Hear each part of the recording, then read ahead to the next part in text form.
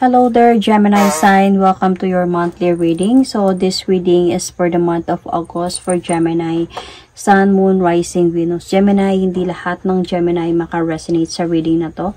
So, takes what resonates and leave the rest. Cross-watchers, pwedeng kayo to at hindi sila Gemini. So, put yourself in a situation kung saan kayo naka-resonate. Gemini, if hindi kayo naka-resonate sa reading na to, please do check your other placements, your sun, your moon, your rising, your Venus sign, dahil pwedeng doon kayo maka-resonate at hindi dito. Okay, so Gemini, what is happening right now, or what will going to happen this month of August sa love life ninyo, Gemini? Love reading for Gemini, month of August. Titignan muna natin if what is happening right now. Umpisa tayo dito sa situation oracle card for your person situation. Your person situation. Meeting. 2 or more people, discussion, planning. So, meeting. So, let's see. Baka you are dealing with a businessman or woman or busy person.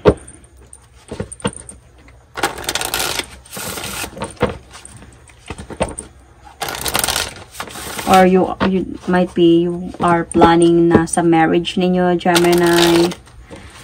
So, ano yung gusto niyang sabihin sa'yo?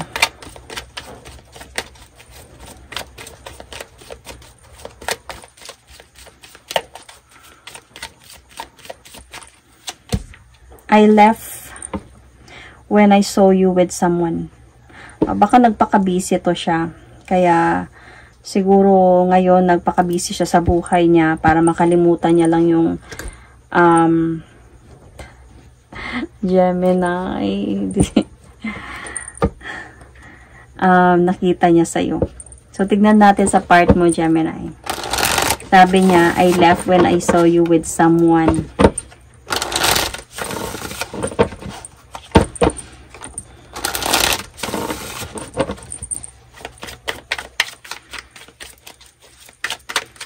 Friends lang din yun.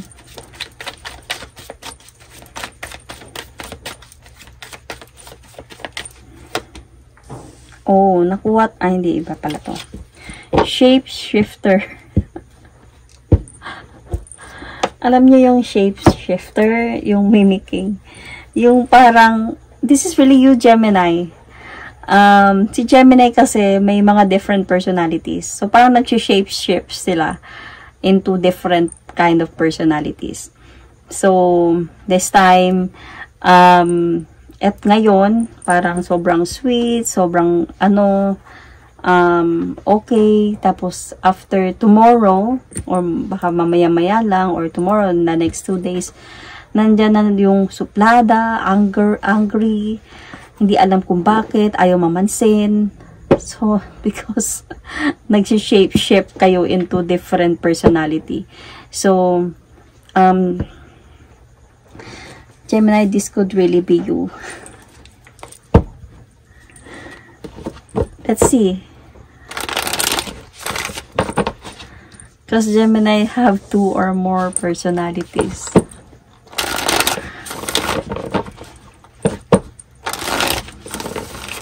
What is happening right now?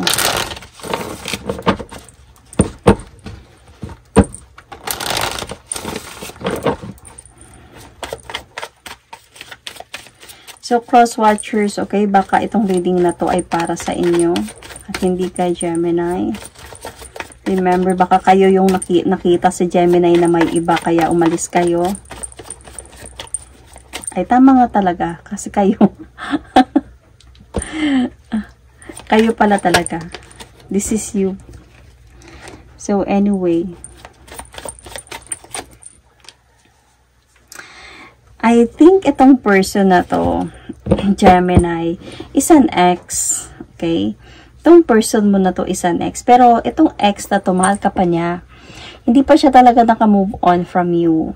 And, nagplan to siya nakausapin ka. Makipagbalikan sa'yo.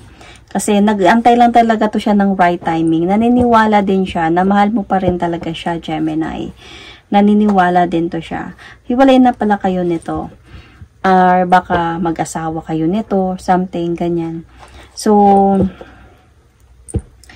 nung nakipagbalikan na sana siya sa'yo, siguro nakita niya na meron ka ng iba.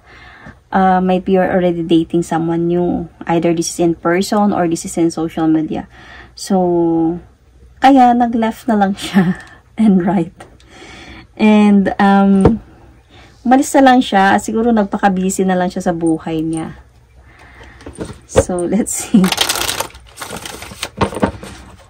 Meron ba talagang someone new, Gemini?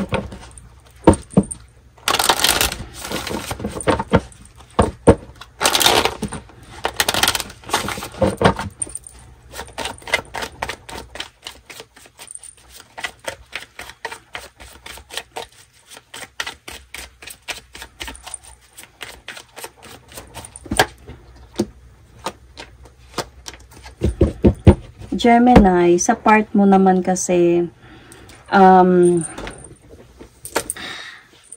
halos hindi ka nakakatulog sa gabi. Para magulo din yung isipan mo, Gemini. Nakikita ko kasi dito na hindi mo naman ginusto talaga yung mangyari ang lahat ng to. Hindi mo even ginusto yung about sa inyong dalawa, may pinang-asawa mo to or ng partner mo. Even ikaw, Gemini, gusto mo na ng changes sa buhay mo. Okay? So, Gemini, pwedeng sa cross-watchers yun to, okay? So, pwede tong vice versa.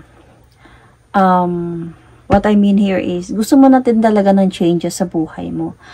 And, but then, as a point ka din ngayon na, for you, Gemini, you cut off this marriage or this connection or this commitment dahil sa dahan-dahan na din kayong nawawasak dalawa. So, it doesn't mean na because nagkaroon ka ng iba. Dahil dahan-dahan na kayong nawawasak dalawa. Parang much better na lang para sa'yo is to reach your goals, to go for your goals, your life, your dreams and life, to focus on that. Yun yung gusto mo sana talaga na mangyari. Kasi parang itong pagsasama na to, nagbigay to sa'yo ng parang overthink and anxiety. And ayaw mo ng ganito. Ayaw ng mga Gemini ng ganito eh. So, you cut off this relationship or this commitment or marriage. So, kasi napa-challenge ka talaga. So, mas gusto mo yung may freedom ka in a way. So, itong nakita ka niya na by bago ka, siguro lately na lang to, nung nakikipag-usap ka na towards someone new, ganyan, that he or she thought na kaya pang makipagbalikan pa sa'yo. So, yun. Yung reason ko bakit kayo naghiwalay. Hindi dahil sa may iba ka. Itong iba na to, baka kung meron ka mang kinakausap ngayon, is already bago na lang to. So, tignan natin kung ano yung nararamdaman nitong ex mo sa'yo.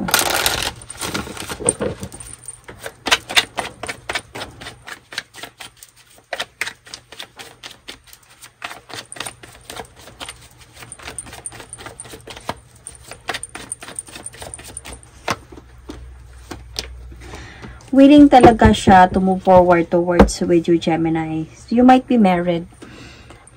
And gusto niya, ay feeling ko inayos, yung feeling niya dito, ayusin ko yung sarili ko para mag-move forward siya towards with you. Maayos na yung marriage ninyo. Ayusin niya na to.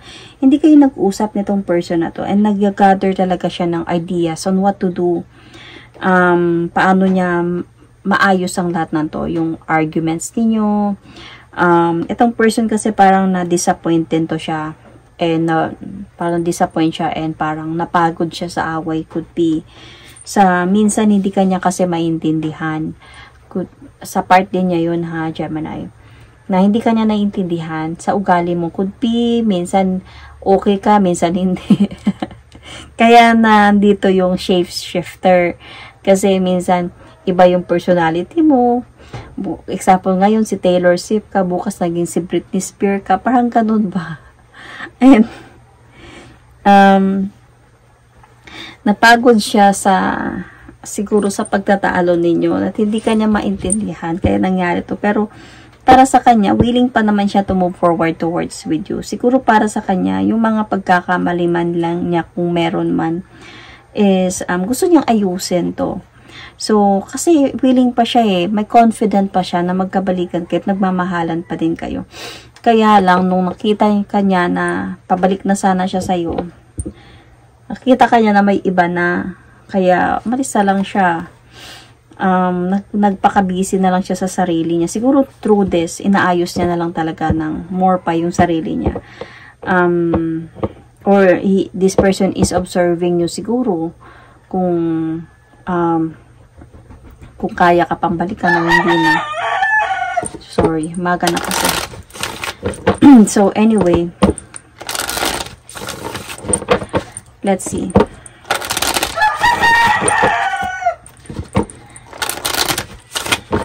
Ano naman yung feelings mo dito, Gemini? I mean, yeah, ikaw. This is you. Ano yung feelings mo towards your person?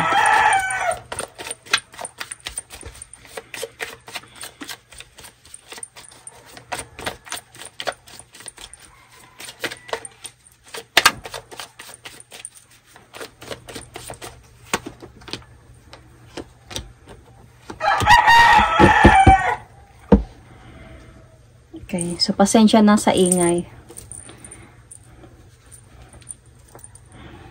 So, anyway, Gemini, yung feeling mo dito, hindi ka na sure sa marriage ninyo. Parang, nagkakaroon ka dito ng different options in your decision. Hindi mo din maintindihan minsan yung sarili mo, Gemini, sa totoo lang. Parang, gusto mo na lang ng freedom, na mag-move on, ganyan, to have just your freedom. Minsan din naman gusto mo din na baka maayos pa to, baka pwede pa maayos to. So, nag-gather ka dito ng ideas on what to do. Or, ano bang dapat gawin dito? Parang ganun. So, as a point din dito, Gemini, wala ka pa talagang total decision. Siguro. Hindi ko din sure kung etong person na to is nagparamdam na talaga to siya sa'yo. Tapos biglang may nakita siyang may iba ka, kaya umalis na lang din talaga siya. And parang nandun sa'yo yung hope na dahil nagparamdam na siya sa'yo, baka maayos pa tong marriage na to. Pero nga, nung nakita ka niya na may kausap kang iba or something, kasi I left when I saw you with someone, parang para sa kanya nawalan siya ng hope dito. And ikaw, hindi mo alam yun kasi nag-left na lang siya and right. So, nagpaka-busy siya sa buhay niya. Kaya ikaw din naman, hindi ka din sure about sa marriage ninyo. May mga different option ka na kung ito yung mangyayari, ito yung gagawin ko. Ito yung mangyayari, ito yung magiging decision ko. Pero wala ka pa talagang total decision dito, Gemini. So, ang ano mo lang talaga dito siguro, ang gusto mo siguro dito is siguro mag-uusap muna talaga kayo before ka mag-decide into anything else. So, tignan natin, Gemini. Okay, you might be dealing with Taurus, Gemini, Capricorn. Nasabi ko na ba kanina? Could also be a Pisces. Okay. So, Sun, Moon, Rising, Venus. Tignan natin ano yung pwede mangyari this month of August or in the near future.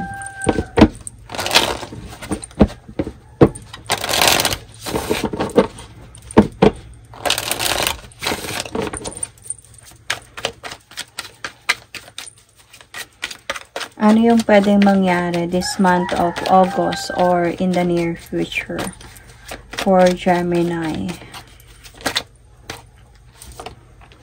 Waves, emotions coming and going sa part to ng person mo. So, siguro magkakaroon na kayo dito ng connection or magkakaroon na kayo ng communication nito, pero parang yung emotion ng person mo din dito is Parang on and off. Parang ganyan. Dahil siguro sa nakita niya. So, ano yung gusto niya sabihin sa'yo?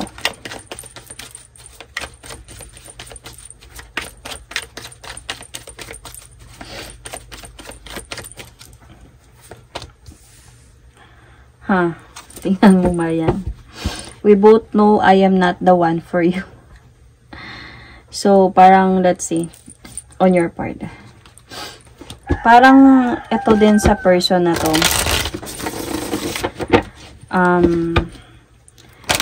Asa point din siya na siguro naiipit to siya sa nararamdaman niya. Siguro nandito sa kanya din yung nagselo siya, tapos, nagpaka-busy siya, tapos gusto kanyang kausapin ulit, or kaya nakausap kanya ulit, tapos wala na naman, parang di na naman siya sure, ganyan. Sa part mo naman, disappearing. Appear, disappear. Hindi talaga kayo para sa isa't isa. Even if nag-married pa kayo nitong dalawa. Or even if kung di man kayo married, could be baka nagpa-plan kayo na mag-married in the future, o baka tumagal kayo nito, may plano na kayo ng ganito. So, kung hindi man kayo married, pero may hindi talaga kayo para sa isa't isa. Let's see about ano yung pwede mangyari. Kasi feeling ko on your part, Gemini, magdi-disappear ka din dito sa kanya eh.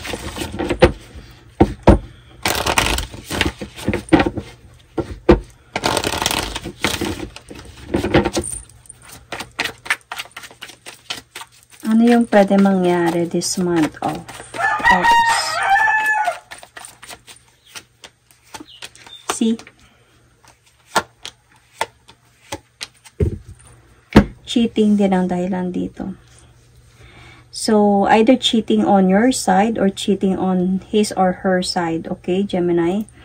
So, alam nyo na yan. Kayo na yung may alam dyan. Maghiwalay talaga kayo. Wala mangyayari sa inyo. Kung, di ba, hiwalay na kayo dati. Magkakabalikan. Ay, wala nga ako nakitang pagpabalikan dito. May nakikita ako dito ng semi-communication na almost na magkakabalikan or baka feeling na nagkabalikan na pero wala pa talagang like pag-uusap na magkabalikan na tayo. May nakita kasi ako dito na might be you are the LDR as well, or kung hindi man, pwede din malayo kayo ng tinitirahan sa isa't isa. Itong person na to, parang even if mag-effort siya, example, ganito kasi yung nararamdaman ko sa kanya, yung through his or her oracle card, minsan mag-e-effort siya na kausapin ka. Tapos magmo-mood swing yan siya, baka Cancer din to, na magmo-mood swing yan siya into mawalan siya ng gana dahil maalala niya yung nakita niya sa'yo.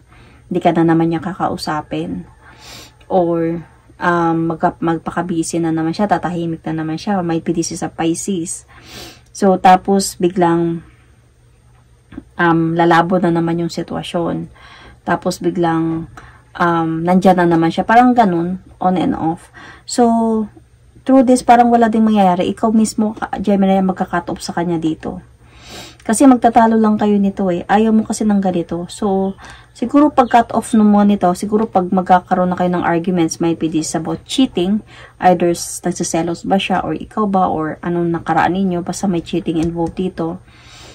You can comment down below. Parang napapagod ka na din. Parang napapagod ka na mag-antay. Napapagod ka na sa ganitong sitwasyon on and off. Mag-antay sa kung kailan lang siya mag-message. Mag-antay kung kailan siya may mood na mag-message sa'yo or something. Yun yung sa'yo. Kaya you cut off this. You ghost this person. Parang you ghosted this person na. So, hindi mo na siya kinausap. You cut off this. Nung nag-away kayo, you cut off this and you surrender the fight and just walk away na. You walk away emotionally na. Parang ganun. Kaya, para sa kanya din naman, para dito sa person na to, is okay kung yun yung gusto mo. Baka hindi talaga tayo para sa isa't isa. So, parang may sarili kayong, dahilan sa relasyon ninyo kung bakit hindi talaga kayo para sa isa't isa. Dito sa part niya siguro is kung ano man yung mga kasalanan niya before, gusto niya siguro mag-sorry sa'yo. Kasi sa part niya kasi, noon, siguro hindi kanya naiintindihan sa ugali na meron ka, being the shapeshifter. So, hindi talaga kayo nagkakaintindihan. Mahirap talaga kayo magkakaintindihan, lalo na pag ito ay Cancer, Scorpio, Pisces. So, yun isa sa problema niya. So, ano man yung other reason doon kung bakit kayo naghiwalay kayo. So, babalik na sana siya sa'yo. So, ikaw naman, yung reason mo naman dito is, napagod ka din. Parang gusto mo ng changes sa buhay mo. Parang minsan, nai-stress ka sa kakaisip. Minsan di siya nagpaparamdam, minsan nagpaparamdam siya. Nag-i-stress ka. Ayaw mo ng ganito. So, siya naman dahil sa kanya at hindi kanya naiintindihan. Ikaw mismo sa sarili mo, hindi mo din maintindihan yung sarili mo. So, nung babalik na sana siya, nakita kanya na may kausap ng iba. Or nakita niya ba sa social media, ganyan. Or nakita niya sa sarili ninyong messenger, baka may own messenger kayo or something. Or nakita ka talaga niya in person na may kausap ng iba. So, umalis na naman siya. Nakipag-usap na siya sa'yo that time. So, ikaw naman nag-aantay. Tapos, bumabalik na naman siya. Might be this month of August. Bumabalik na naman siya. Nakipag-usap na naman siya. Tapos, pag maalala niya yung ginawa mo, umalis na naman siya. Nadi-disappear na naman siya. On and off kayo. The cycle is not ending na. So, parang until sa point na ikaw, napagod ka na ng ganito. Napagod ka na sa, hindi mo na naintindihan, naaway, hamantong na kayo sa pag-aaway, dahil napagod ka na nga mag-antay. So, you are trying your best, pero parang, hindi mo na nagugustuhan yung connection. Kaya you cut it off. After nyo mag-away siguro, after nyo mag-discuss, hindi mo na siya kinausap pang muli. Kaya, para sa kanya, you both know, na hindi kayo talaga para sa isa't isa. So, tignan natin.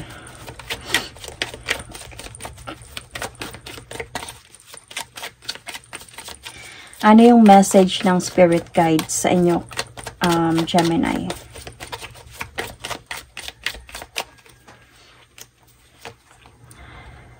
Okay.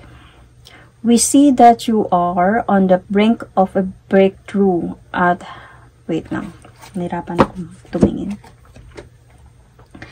We see that you are on the brink of a breakthrough that you have patiently been waiting for.